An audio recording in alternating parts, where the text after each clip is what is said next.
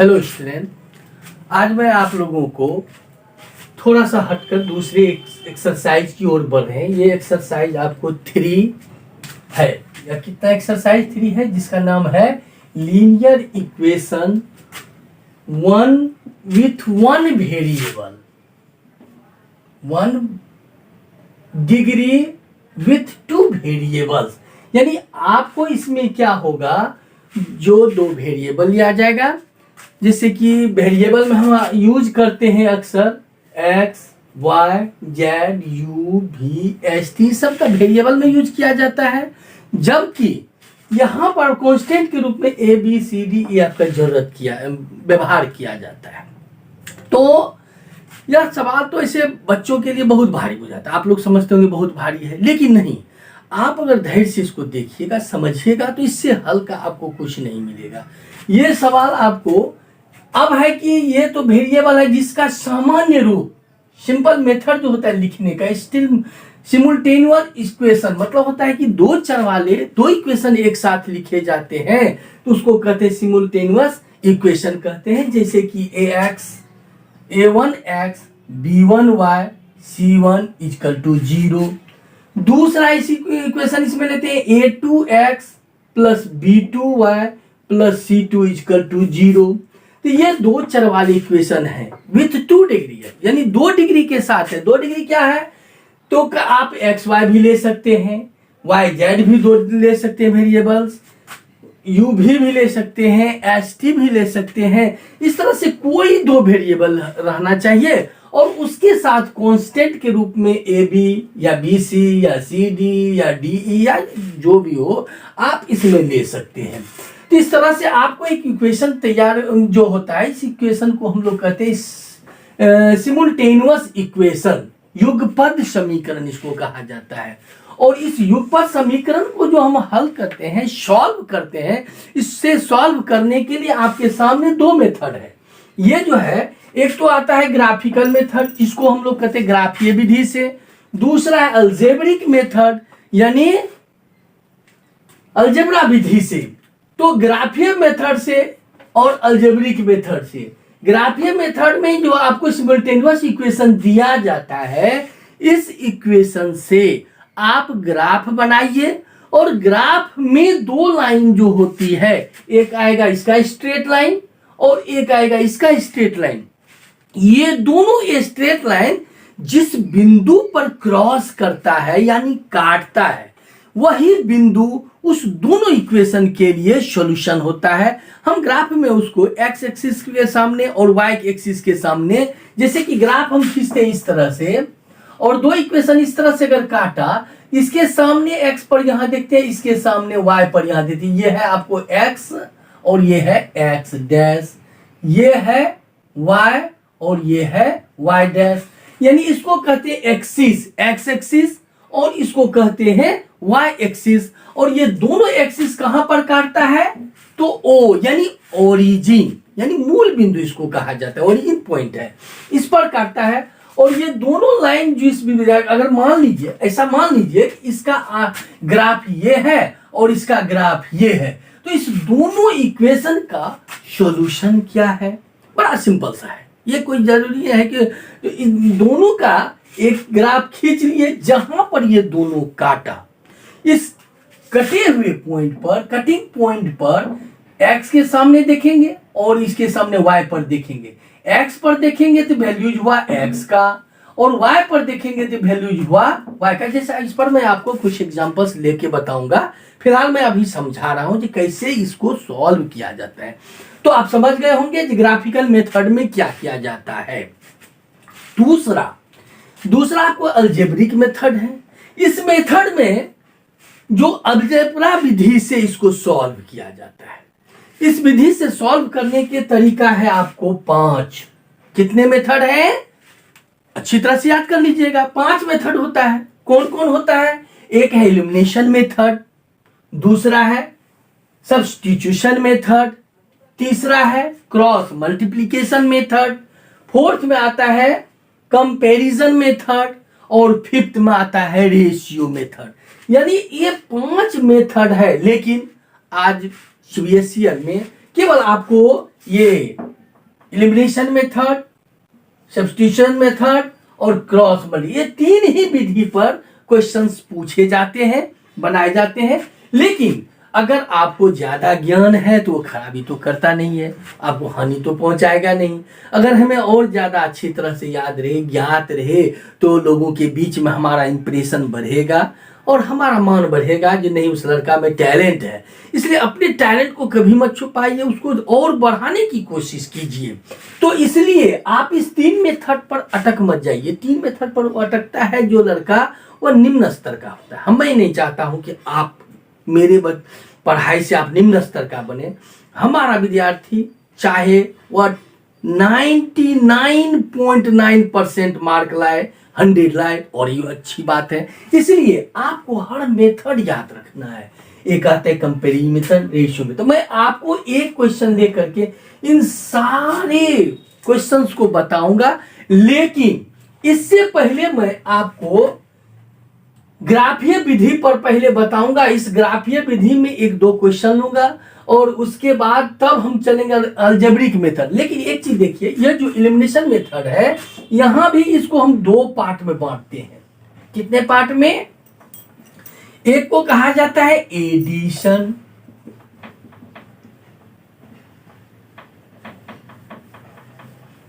दूसरा को सब्सट्रैक्शन,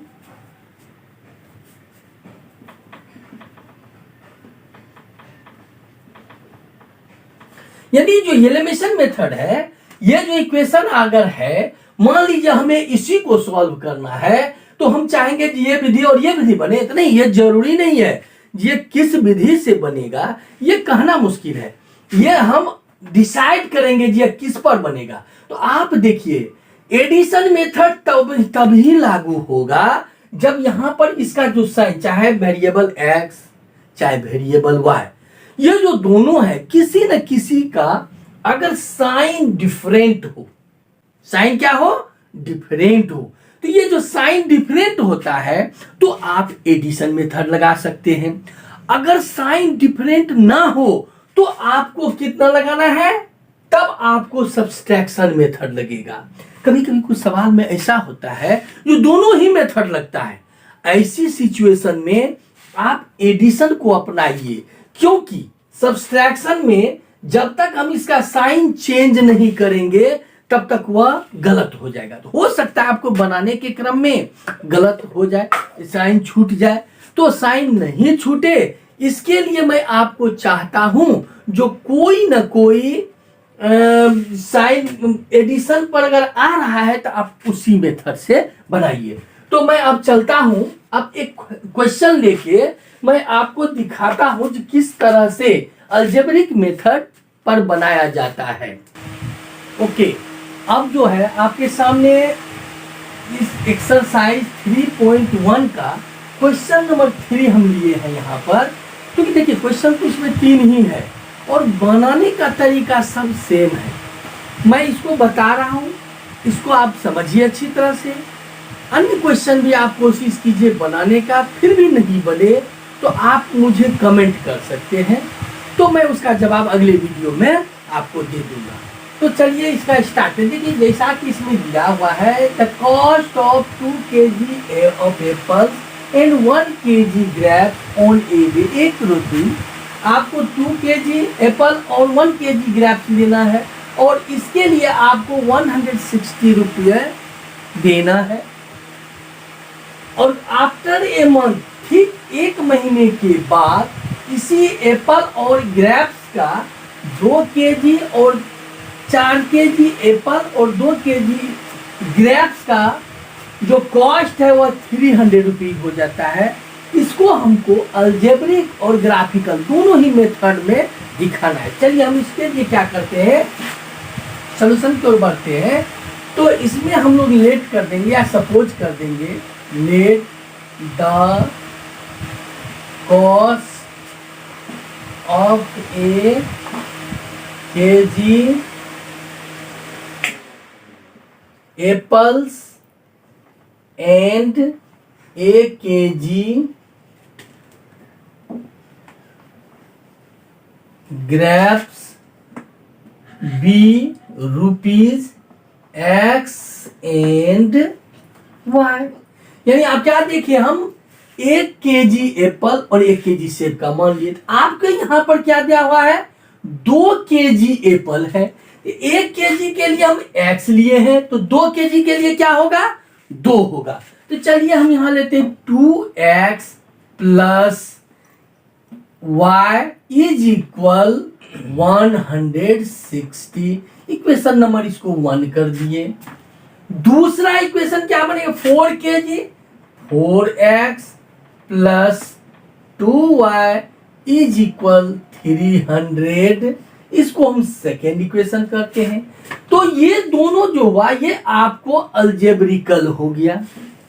तो अलजेब्रिकल होने के कारण अब आपको यहां पर इससे ग्राफ कैसे खींचेंगे, तो ध्यान रखना है, कुछ भारी नहीं लेना है इसको। हैवी आप जब ले लीजिएगा तो फिर मुश्किल है बनाना। बस कुछ नहीं करना है, यहां पर क्या लिखना है, फ्रॉम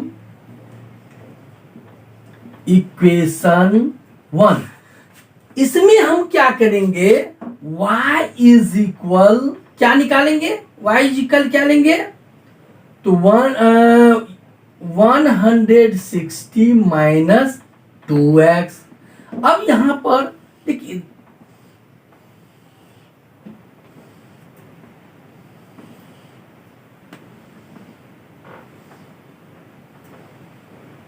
ये इक्वेशन लीनियर है। लीनियर इक्वेशन में आप दो वैल्यूज x और y का लेके भी काम कर सकते हैं, लेकिन 3 लेने से क्या होगा, एकदम सटीक आंसर आने का चांस रहता है। तो मैं आपको सलाह दूंगा, जब भी आप बनाइए तो मिनिमम इसके 3 वैल्यूज लीजिए, x का 3 लीजिए, y का, ताकि मान लीजिए 3 में से कोई एक गलत भी है तो आपको पता चल जाए। इसलिए देखिए हम 3 लिए हैं, इसमें हम रखेंगे x, इसमें रखेंगे y। x का वैल्यू जो अपनी ओर से रखेंगे, y का वैल्यू इससे आपको प्राप्त करना है। जैसे यहां पर हम x का वैल्यू लिए 0, तो कितना हो गया, 160 माइनस 2 इंटू 20, 160 माइनस 40, 120। यहां पर हम रख देंगे 120। अब फिर क्या करेंगे, x का वैल्यू हम यहां 20 के पोजीशन पर 40 ले लेते हैं, तो ये हो जाएगा 80, और यहां पर भी हो जाएगा तब 80। तो यहां पर हम क्या लिए हैं, x का वैल्यू 40 और y क्या आया 80। अब हम यहां पर 40 के पोजीशन पर हम 50 ले लेते हैं, तो ये हो जाएगा 100, तब यहां पर हो जाएगा ये 60। तो आप क्या देखें, यहां 50 लिए तो ये आ गया 60। ठीक इसी तरह से मैं आपको नेक्स्ट क्वेश्चन फ्रॉम इक्वेशन 2, इस 2 में क्या लेंगे, 4x plus 2y is equal 3। आप क्या देख रहे हैं, both side divided by 2 because all digits are even. So 2x plus y is equal to 150, y is equal 150 minus 2x। अब यहां पर फिर हम वही करेंगे,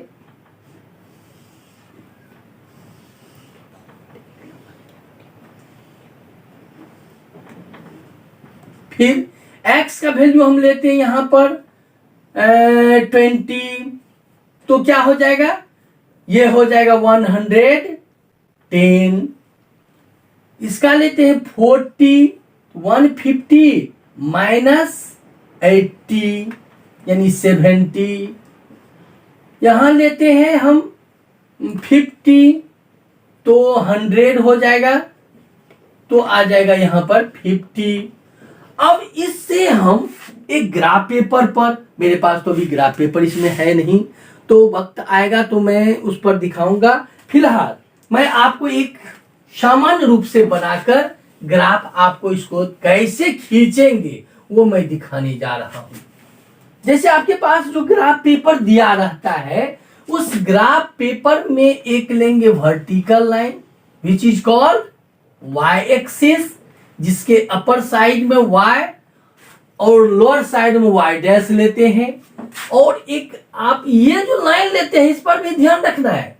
ये जो लाइन लेते हैं इस लाइन को लेने में अब यहां पर देखिए कोई भी डिजिट जो नेगेटिव नहीं है, और इसमें हम जानते हैं right side positive, left side negative, upper side positive, lower side negative होता है। लेकिन यहां पर हमको सिर्फ ये पोजीशन का जरूरत पड़ेगा, तो हम आवश्यकता अनुसार इसको हटा देते हैं और क्या करते हैं, इस एक्सिस को हम सिर्फ फर्स्ट क्वाड्रेंट पर ही फोकस करते हैं।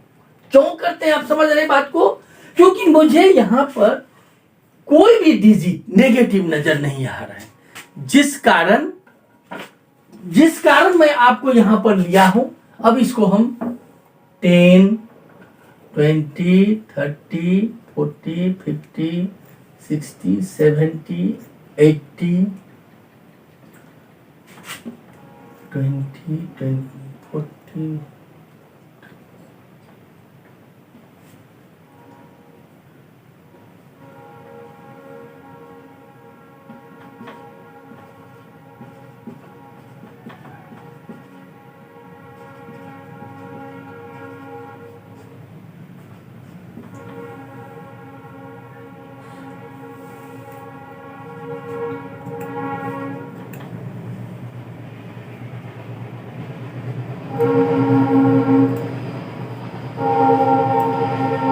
आप देख रहे हैं इस पर मैंने जो डिजिट लिया है डिफरेंट है। इधर समान ही जो दूरी लिए हैं इस पर 10-10 के अंतर से लिए हैं, लेकिन आप यहां देखिए यहां 20-20 लिए, कि इसके लिए आपको एक पैमाना यानी स्केल देना पड़ेगा।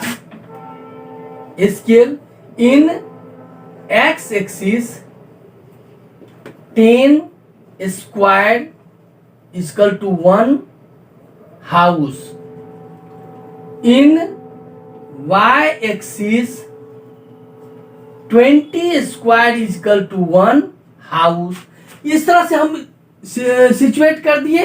अब इस वैल्यू को लेंगे, जैसे यहां पर x 20 है और यहां 120 है, तो x में 20 यहां है और इसकी ठीक सीध में चलेंगे 120 पर एक पॉइंट दे दिए। दूसरा है 40 जो यहां है, और 40 और 80 के बीच सीध में इधर से और ये इधर से डाल दिए। ये हो गया 20, 120, ये हो गया 40, 80, और ये 50 यहां है और 50, 60 है, 50, 60। अब ये तीनों देखिए एक सीध में है। अगर ये सीध में नहीं है तो समझिए ये गलत है, अगर सीध में है तो आप समझिए मेरा सही, क्योंकि ये स्ट्रेट लाइन होना चाहिए। तो इस तरह से ये एक स्ट्रेट लाइन बन गया। और ये जो इक्वेशन है इसका क्या नाम है, तो 2x plus Y is equal to 160। चलिए सेकेंड पर 20 और 110 है, तो 20 यहां है और 110 जो कि इस दोनों के बीच आएगा यहां पर दे दिए।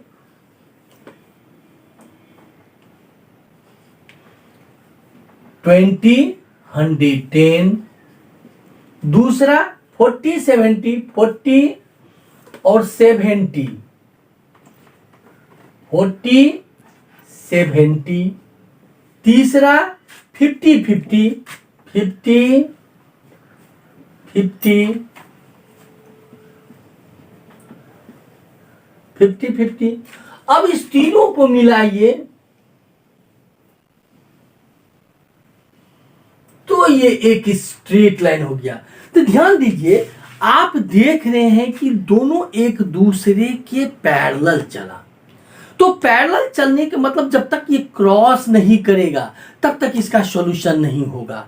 तो ये क्रॉस नहीं किया, तो अगर आपसे पूछा जाए कि इस इक्वेशन के कितनी सम होंगे, तो they have no solution because all both line are parallel.